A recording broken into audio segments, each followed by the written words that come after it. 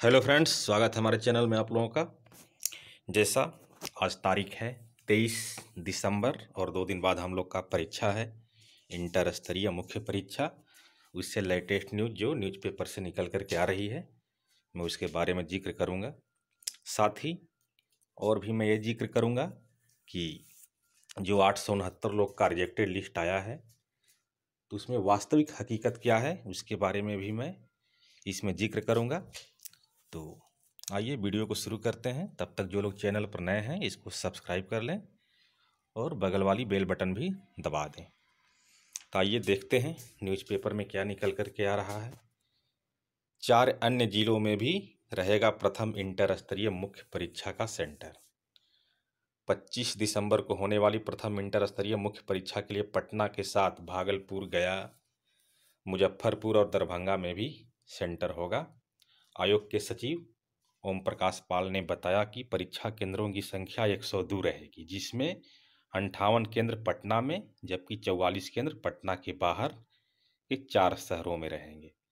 13,200 पदों के लिए ली जाने वाली इस परीक्षा की पीटी में 63,000 अभ्यर्थी घोषित किए गए थे। ये एक्यूरेट डाटा तो 13,120 के बदला में 13,200 के बदला में 13,120 है, और ये रिजल्ट जो हुआ था 63,739 हुआ था।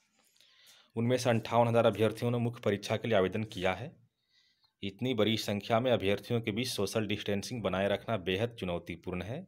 इसको लेकर आयोग ने परीक्षा केंद्रों पर विशेष व्यवस्था करने का निर्देश दिया है। परीक्षार्थियों को बैठाने की इस प्रकार से व्यवस्था की जाएगी कि 2 अभ्यर्थियों के बीच 6 फुट की दूरी बना रहे। समझ लीजिए कि 6 फुट की दूरी अच्छा खासा डिस्टेंस हो जाता है। हो सकता तो मे भी एक बेंच पर 2 लोग को बैठाया जाएगा तो 6 फीट के डिस्टेंस नहीं बन पाएगा। उम्मीद है डायगोनली बैठाया जा सकता है, या एक बेंच पर एक स्टूडेंट, या फिर बीच में एक गैप, फिर तीसरा बेंच पर भी एक स्टूडेंट बैठाया जा सकता है। जैसा 6 फीट का जिक्र किया जा रहा है तो एक बेंच पर 2 लोग में संभव नहीं है। अगर लंबा बेंच होगा तो हो सकता है। आइए आगे देखते हैं। परीक्षा केंद्रों पर थर्मल स्कैनिंग की व्यवस्था की जाएगी, लेकिन इस दौरान जिन अभ्यर्थियों का शारीरिक तापमान बढ़ा हुआ पाया जाएगा उनको रोकने की बजाय एक अलग कक्ष में बैठाने की व्यवस्था की जाएगी। जैसे किसी सेंटर पर 20 क्लासरूम है, उसमें एक क्लासरूम या 2 क्लासरूम वैसे लोगों के लिए रख दिया जाएगा जिनका तापमान बढ़ा हुआ दिखाई देगा। 2 पालियों में होगी परीक्षा। परीक्षा केंद्रों पर सैनिटाइजेशन की व्यवस्था रहेगी और बिना मास्क के अभ्यर्थियों का परीक्षा भवन परिसर में प्रवेश नहीं होगा। इसलिए जो भी कैंडिडेट हैं एग्ज़ाम देने वाले, वे मास्क एक नहीं बल्कि 2-2 रख लेंगे तो अच्छा रहेगा। पहली पाली सुबह 10 से 12:15 बजे तक और दूसरी 2 बजे से 4:15 बजे तक होगी। परीक्षार्थियों को परीक्षा शुरू होने के 1.5 घंटा पहले ही परीक्षा केंद्र पर उपस्थित होने की सलाह दी गई है, और जैसा एडमिट कार्ड में 2 घंटा पहले लिखा हुआ था। परीक्षा शुरू होने के बाद किसी भी स्थिति में परीक्षार्थियों को परीक्षा भवन में प्रवेश नहीं दिया जाएगा। परीक्षार्थियों का एडमिट कार्ड आयोग की वेबसाइट पर अपलोड कर दिया गया है। परीक्षा केंद्रों पर मोबाइल फ़ोन ले जाने की इजाज़त नहीं होगी, ये तो सभी लोग जानते हैं। वहीं जो लोग का परीक्षा 25 को तो है ही, आज 23 हो गया, जिन लोग का सेंटर खास करके 200 या 250-300 किलोमीटर भी दूरी पर दिया हुआ है बहुत लोगों का, वे लोग उम्मीद है आज से निकलना शुरू कर देंगे शाम से, क्योंकि वहाँ भी जा कर के रहना है। व्यवस्था सही रहना चाहिए तभी कुछ हो पाएगा। तो आप लोग अपना सेहत का भी ख्याल रखेंगे, ठंडा का बचने का पूरा व्यवस्था ही लेकर के जाएंगे।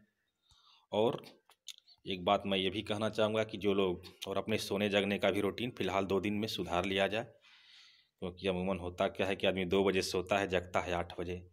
तो फिलहाल 2 दिन तक तो अलार्म लगा करके सोना होगा कि सुबह में आदमी 5 या 6 बजे जगने का कोशिश करे, नहीं तो फिर एग्ज़ाम में हॉल में पहुंचने में परेशानी होगा। अगर डेली वाला ही रूटीन रहेगा 8 बजे 9 बजे जगने वाला तो उस खबर पर भी चलते हैं कि 869 लोग का रिजेक्टेड लिस्ट का क्या कारण है। तो उसमें एक चीज़ मैं यही बताना चाहता हूँ कि उन लोग का फ़ी पेमेंट हो गया था। फ़ी पेमेंट के बावजूद भी उन लोग का एडमिट कार्ड जारी नहीं हुआ था। आखिर इसके पीछे रीज़न क्या है उस पर भी मैं जिक्र करूँगा, लेकिन उसके पहले एक और छोटा सा न्यूज़ निकल के आ रहा है न्यूज़पेपर से, ये देखिए, जो 20 लाख चुनावी वादा किया गया था नौकरी देने का, उसका प्रोसेस के तहत युवाओं को रोजगार देने के लिए जल्द खोलेंगे मेगा स्किल सेंटर। 7 निश्चय पार्ट 2 है, जो कि कैरियर से ही रिलेटेड है। इसमें लिखा हुआ है, मुख्यमंत्री नीतीश कुमार ने कहा कि राज्य में बड़ी संख्या में युवाओं को रोजगार देने के लिए जल्द ही मेगा स्किल सेंटर खोले जाएंगे। यहां नए कौशल का प्रशिक्षण पाकर अधिक से अधिक युवा रोजगार प्राप्त कर सकेंगे। सीएम ने निर्देश दिया कि कुशल युवा केंद्रों और डीआरसीसी पर भी अन्य कामों के तकनीकी प्रशिक्षण की व्यवस्था करवाने के लिए आकलन कराएं। पॉलिटेक्निक में सेंटर ऑफ एक्सीलेंस बनाएं। हर विभाग से संबंधित नई तकनीक को भी बच्चों को पढ़ाएं। मुख्यमंत्री मंगलवार को एक अने मार्ग स्थित संकल्प सभा कक्ष में श्रम संसाधन और विज्ञान एवं प्रौद्योगिकी विभाग की समीक्षा बैठक कर रहे थे।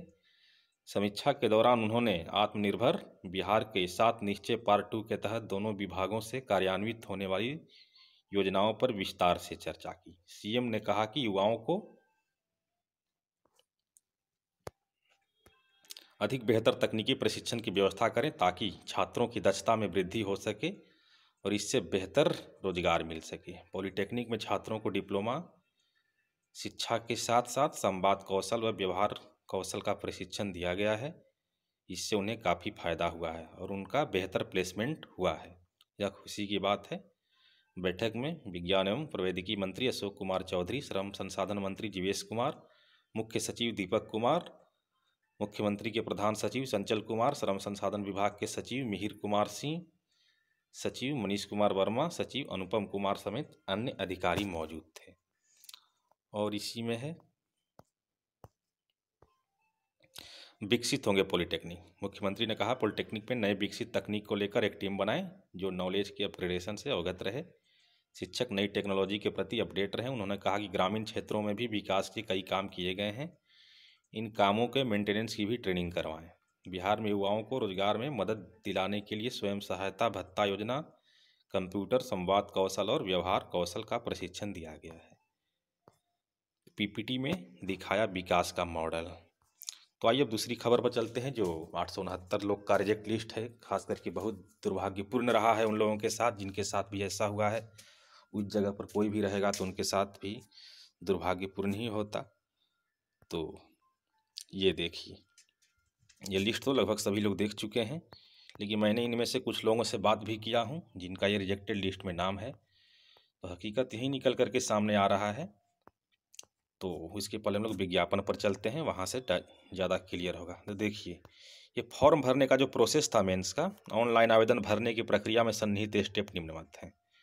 स्टेप 1 में था, अभ्यर्थी ऑनलाइन आवेदन पत्र भरने हेतु संबंधित पोर्टल पर अपना प्रारंभिक परीक्षा का रोल नंबर या रजिस्ट्रेशन नंबर एवं डेट ऑफ बर्थ डालेंगे एवं सबमिट बटन पर क्लिक करेंगे। इतना तो सभी लोगों ने किया। जो 869 लोग का रिजेक्ट लिस्ट है उन लोगों ने भी किया। स्टेप 2 क्या है, उपयुक्त विवरणी के अंकित करते ही उनका पर्सनल इन्फॉर्मेशन आएगा। पर्सनल इन्फॉर्मेशन में वे अपना मोबाइल नंबर, ईमेल आईडी, वर्तमान पता केवल भर सकते हैं। शेष जानकारी यथावत रहेगी। उसके बाद नेक्स्ट क्लिक करने के बाद पेमेंट ऑप्शन आएगा। तो यहीं पर बहुत लोग गलती कर चुके हैं। उनमें कैसे लोग हैं वो भी मैं बताऊंगा। ये पेमेंट करने के बाद पेमेंट का स्लिप निकला है और पेमेंट के स्लिप के बाद लोग समझ गए हैं बहुत लोग कि मेरा फॉर्म कंप्लीट हो गया है। खास करके इसमें वैसे लोग हैं जिन्होंने खुद से भरा है फॉर्म पर्सनल कंप्यूटर से, जिन्होंने सोशल मीडिया का बिल्कुल सहारा नहीं लिया, न किसी यूट्यूब से जानकारी ली गई। अगर वे लोग यूट्यूब से जानकारी लिए होते तो उनको ज़रूर पता होता कि पोस्ट प्रेफरेंस का भी एक ऑप्शन आएगा किसी न किसी स्टेप में। और वहीं देखिए, स्टेप 3 में साफ साफ लिखा हुआ है, भुगतान के सत्यापन के पश्चात अभ्यर्थी के लिए पोस्ट टाइप आएगा जिसमें 2 श्रेणी के पद का विकल्प रहेगा। वे श्रेणी ए या श्रेणी बी का चयन कर सकते हैं या फिर ए और बी दोनों श्रेणियों के विकल्प का चयन कर सकते हैं। श्रेणी का चयन करने के पश्चात सेव एंड कंटिन्यू बटन पर क्लिक करेंगे। उसके बाद academic qualification and skill page में विवरणी भरेंगे। Save and continue button click करेंगे, आपके कंप्यूटर पर एक पॉपअप आएगा, सबमिट एंड कंटिन्यू करेंगे। तो स्टेप तो टोटल 5 है, लेकिन मैक्सिमम लोग 2 ही स्टेप में रह चुके हैं, क्योंकि पर्सनल इन्फॉर्मेशन तो पीटी वाला ही दिखा रहा था, और मेंस का लोग फी पेमेंट कर दिए तो उन्हें लगा कि हमारा सब कुछ प्रोसेस कंप्लीट हो चुका है। और वे लोग ऐसे हैं जो खास करके यूट्यूब या सोशल मीडिया का सहारा नहीं लिए होंगे। अगर उसका भी से लोग सहारा लिए होते तो उनके बात की जानकारी होती, और खास करके वे लोग अपने से ही भरने का कोशिश किए हैं अपना पर्सनल कंप्यूटर से।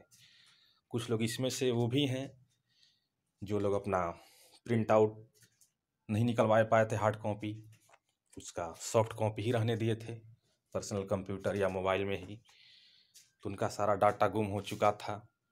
तो फिर भी मिल जाता बीएसएससी ऑफिस में जाने पर, लेकिन ये 869 लोग के साथ बहुत दुर्भाग्यपूर्ण हुआ है। इसमें बहुत सारी जिम्मेवारी उनकी भी है, क्योंकि बहुत लोग फी पेमेंट के बाद ही समझ गए हैं कि लास्ट प्रोसेस हो गया। जनरली होता है बाकी फॉरम में भी कि फ़ी पेमेंट के बाद अब कुछ नहीं करना होता है, लेकिन अब तो जैसे जैसे सिस्टम बदल रहा है मैक्सिमम जगह फ़ी पेमेंट पहले लिया जाता है, चाहे बिहार पुलिस हो, बिहार दरोगा हो, तमाम एग्ज़ाम्स हैं, उसके बाद ही रजिस्ट्रेशन नंबर डेवलप होता है। उसके बाद तो 4th स्टेप भी था और 5 स्टेप भी था। तो कुछ सॉफ्टवेयर प्रॉब्लम भी हो रहा था, लेकिन बाद में उसको सुधार लिया गया था। तो ऐसे लोग बाद की भविष्य में गलती नहीं करेंगे। इतना दिन तक तो लोग जान रहे थे, जब से पीटी का रिजल्ट आया और एडमिट कार्ड का सूचना तक, कि हम भी परीक्षा देंगे, अच्छा स्कोर करेंगे। लेकिन जैसे इसमें 869 लोग का लिस्ट है, ऐसे तो सभी लोग का मजबूत चांस थे परीक्षा में, लेकिन जिस तरह से 1/4 में कंपटीशन अभी देखने को मिल रहा है, तो ज़रूर 250 से 300 लोग का फाइनल मेरिट बनता निश्चित। अगर हो सके तो सभी लोग का भी बन सकता था। तो दुर्भाग्यपूर्ण हुआ है। आगे से लोग साइबर कैफ़े का सहारा लेंगे। अगर ये लोग साइबर कैफ़े का भी सहारा लिए होते तो इतना गलती नहीं होता, क्योंकि साइबर कैफ़े वालों को पता रहता है कौन कौन स्टेप में फॉर्म कंप्लीट होता है। इसमें कुछ लोग ऐसे भी हैं जो अपना जिम्मेवारी दूसरे को दे दिए हैं भरने के लिए। तब भाई भरने वाला आदमी कैसा है, उससे रूबरू है कि नहीं, तो ऐसी भी गलतियां हुई हैं।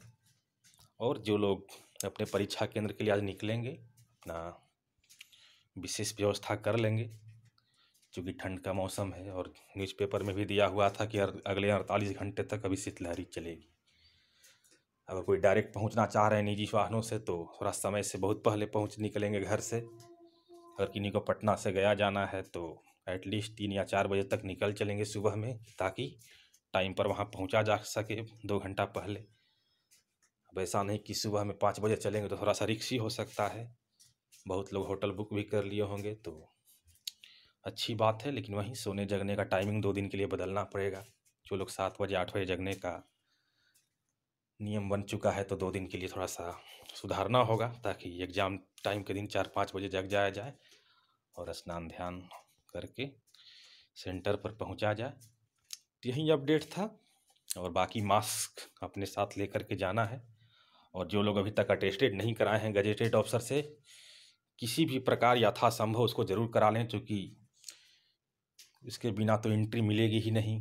ऐसा इसलिए कराया गया है कि 6 साल पहले का फ़ोटो है, हो सकता है चेहरा कुछ बदल गया हो, इसलिए करंट मांगा जा रहा है। तो उसको आप लोग करा लीजिए, क्योंकि अभी भी 10-15% लोग हैं जो नहीं करा पाए हैं। परेशानियां हो रही हैं, जहां पहले हो रहा था वो बाद में बंद कर दिया गया है, वहां नहीं किया जा रहा है। परेशानियां आ रही हैं। कई जगह लोकल एड्रेस मांगा जा रहा है कि लोकल है तभी होगा, नहीं कहीं कहीं आसानी से भी हो जा रहा है। लेकिन उसको आप लोग करा लें। हो सके तो एडमिट कार्ड 2-2 कॉपी लेकर के जाएं। में भी फॉल्ट हो जाए एक आध तो काम आएगा, लेकिन अटेस्टेड कॉपी को बिल्कुल बचा कर रखें, से अपने साथ ही लिए रहें उसको। कहीं बस में बैठें, ऑटो में बैठें तो उसको अपने हाथ में ज़रूर पकड़े रहें, नहीं तो छूट जाता है तो फिर बहुत दिक्कत हो जाएगा। यहाँ बाई चांस एडमिट कार्ड तो दोबारा निकल भी जाएगा, आसपास में दुकान हो साइबर कैफ़े का, तो लेकिन फिर अटेस्टेड तो नहीं हो पाएगा। अमूमन होता है ऑटो बस में सामानें छूट जाती हैं, अगर हम लोग बैठे रहते हैं बगल में रख देते हैं सीट पर तो छूट जाता है, और जब हम लोग उतरते हैं तो 2 मिनट बाद पता चलता है, तब तक बस या ऑटो बहुत आगे निकल चुका रहता है। तो उसका भी ख्याल रखेंगे। बाकी हाँ, चप्पल ही पहन करके जाना है यथासंभव। अगर जूता पहन कर जाएंगे तो आप लोग को थोड़ा ज़मीन ठंडा रहेगा तो परेशानी होगी। अगर चप्पल है तो अच्छी बात है। अब जिनका मजबूरी है कि चप्पल नहीं पहन सकते हैं तो दिक्कत हो सकता है, लेकिन यथासंभव चप्पल ही पहने। और तो यही न्यूज़ था। बाकी आप लोग अपने अनुसार एडजस्ट कर लीजिएगा अपने आप को। तो मिलते हैं अगले वीडियो में। धन्यवाद।